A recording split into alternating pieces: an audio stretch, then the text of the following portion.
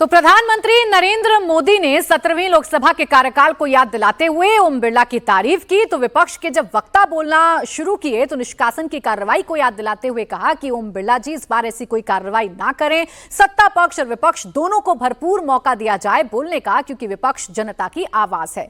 अब आइए आपको बताते हैं कि ओम बिरला लोकसभा के यानी कि 18वीं लोकसभा के स्पीकर कैसे चुने गए। देखिए, ये मामला इसलिए दिलचस्प हो गया था क्योंकि 48 साल बाद ऐसा हुआ था जब लोकसभा स्पीकर पद के लिए चुनाव कराने का मौका आया, क्योंकि विपक्ष ने अपना कैंडिडेट उतारा। अब ओम बिरला के बारे में जान लीजिए। 1978 से 1979 तक छात्र संघ के अध्यक्ष रहे, 1987 से 1991 तक बीजेपी युवा मोर्चा कोटा के अध्यक्ष रहे, 1993 से 1997 तक राजस्थान बीजेपी युवा मोर्चा के अध्यक्ष रहे ओम बिरला। 2003 से 2014 तक कोटा दक्षिण से बीजेपी के विधायक चुने जाते रहे, लेकिन 2014 से लगातार कोटा से बीजेपी सांसद हैं। 2019 से 2024 यानी कि 17वीं लोकसभा के दौरान भी स्पीकर रहे ओम बिरला और दोबारा उन्हीं के नाम का प्रस्ताव सरकार की तरफ से रखा गया, जिसे ध्वनि मत से सदन के अंदर पारित करा लिया गया है। यानी मोदी का मैनेजमेंट, एनडीए का मैनेजमेंट एक बार फिर जीत गया और जो विपक्ष का मैनेजमेंट था वो आप कह सकते हैं कि कहीं ना कहीं कमजोर साबित हुआ, क्योंकि ऐसा लग रहा था कि विपक्ष इस मूड में है कि शायद डिवीजन की मांग की जाए। लेकिन जिस तरीके की खबरें सामने आ रही थी, विपक्ष को भी इस बात का कहीं ना कहीं अंदाजा था कि ऐसा ना हो कि जो संख्या इस वक्त विपक्ष के पास है उसमें भी कोई कमी आ जाए और मौका सत्ता पक्ष को मिल जाए। मोदी 3.0 में बिरला स्पीकर बने हैं। नरेंद्र मोदी ने ओम बिरला को ही एक बार फिर स्पीकर बनाकर क्या मैसेज दिया है? सबसे बड़ा मैसेज यह दिया गया है कि मोदी 2.0 में जो कुछ हुआ या मोदी 2.0 की तरह ही मोदी 3.0 भी चलेगी, कोई बदलाव नहीं है। जो लोग ये कह रहे थे कि ये इस बार गठबंधन की सरकार है तो हो सकता है कि सरकार के तेवर में कोई नरमी आए, लेकिन एक के बाद एक फैसलों से ऐसा लग रहा है कि मोदी ये मैसेज देना चाहते हैं कि जो मोदी सरकार 2.0 में हुआ वो ही 3.0 में होगा। इसका उदाहरण यह है कि बड़े बड़े मंत्रालय इस बार नहीं बदले गए, ऐसे ही स्पीकर भी नहीं बदले गए। पिछली बार बीजेपी को बहुमत मिला था तो बिरला को स्पीकर यानी कि ओम बिरला को स्पीकर बनाया गया था। इस बार बीजेपी को अकेले दम पर बहुमत नहीं मिला, एनडीए के पास बहुमत था, लेकिन फिर भी ओम बिरला को ही स्पीकर बनाया गया। आप ऐसे समझिए, ओम बिरला वो चेहरा हैं जिन पर विपक्ष ने कई वार किए थे, विपक्ष ने कई आरोप लगाए थे, लेकिन इसके बावजूद एनडीए का ओम बिरला के नाम का प्रस्ताव रखना, उसे ध्वनि मत से पारित कराना, इस बात का साफ संदेश सरकार की तरफ से दिया गया है कि सरकार में कुछ नहीं बदला है, सरकार अभी भी उतनी ही मजबूत है जैसी मोदी सरकार 2.0 में थी। अब ओम बिरला के स्पीकर चुने जाने के बाद क्या कुछ कहा प्रधानमंत्री नरेंद्र मोदी ने, यह भी आपको सुनवा देते हैं। मुझे विश्वास है कि आपकी कार्यशैली एज ए सांसद भी हमारे जो फर्स्ट टाइमर सांसद हैं, हमारे युवा सांसद हैं, उनको जरूर प्रेरणा देगी। आपने अपने कार्यक्षेत्र में, संसदीय क्षेत्र में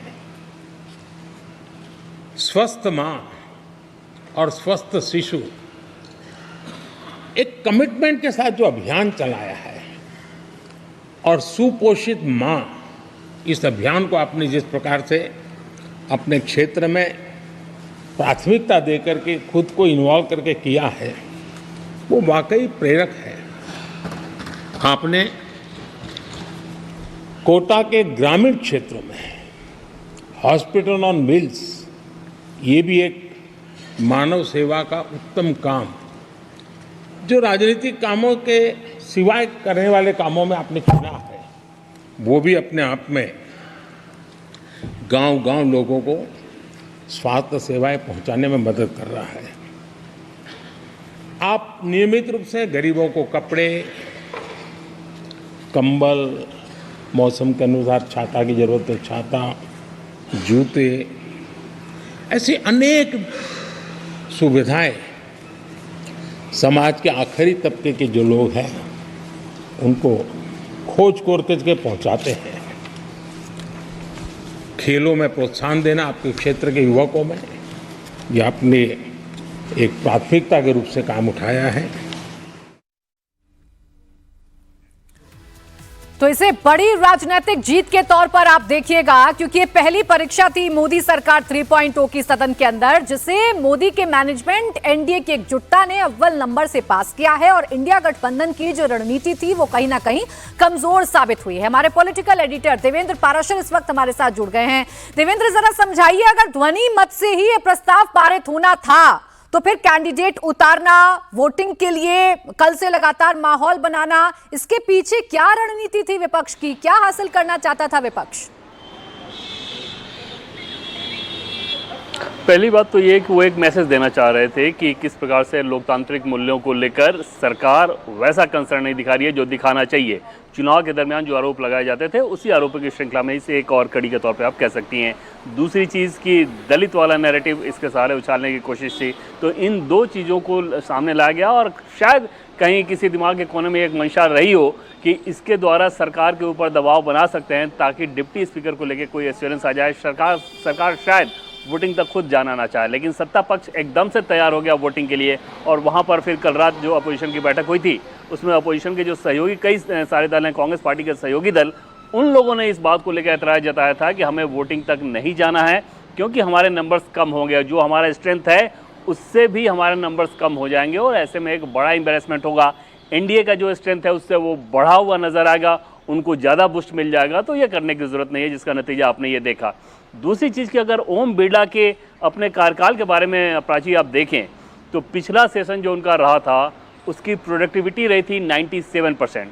कोरोना के दरमियान जो सेशन चला था जिसकी पीएम मोदी ने आज चर्चा की उसकी प्रोडक्टिविटी रही थी 167%। 167% संसदीय इतिहास में, भारत के संसदीय इतिहास में हाईएस्ट प्रोडक्टिविटी है। 97% प्रोडक्टिविटी जो पिछले सेशन का ओवरऑल रहा था उसकी बात करें तो पिछले 3 सत्र जो 3 सांसद जो संसद का कार्यकाल रहा है उसमें हाईएस्ट रहा है। 222 विधेयक पास किए गए जो कि पिछले 3 संसद रहा है उसके कार्यकाल में ये हाईएस्ट रहा था। 2009 से ज़्यादा सदस्यों ने चर्चा में हिस्सा लिया जो कि पिछले 4 संसद की अगर बात करें, 4 लोकसभा की बात करें, उसमें वो हाईएस्ट रहा था। तो ओवरऑल अगर आप काम के हिसाब से देखें तो पिछला सत्र भी बहुत बेहतर रहा है प्रोडक्टिविटी के लिहाज से। ओम बिरला के व्यक्तिगत तौर पे उपलब्धियों के हिसाब से देखें तो इन सारी उपलब्धियों के अलावा जो वित्तीय अनुशासन उन्होंने किया था उससे लगभग 800 करोड़ रुपए बचाए थे।